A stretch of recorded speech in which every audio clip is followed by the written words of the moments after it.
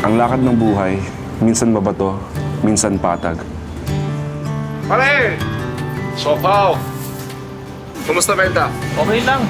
Deliver pa ako sopaw. Sige, ingat.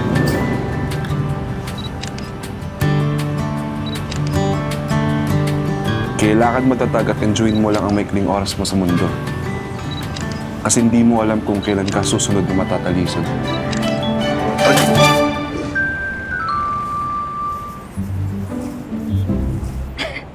I do. Di ba dapat magtanong muna ako? Ang tagal mo kasi. Paano ba yan, miss? Kailangan mong bayaran to. Bakit ko babayaran yan? Eh, kasalanan yan ng tsinelas mo.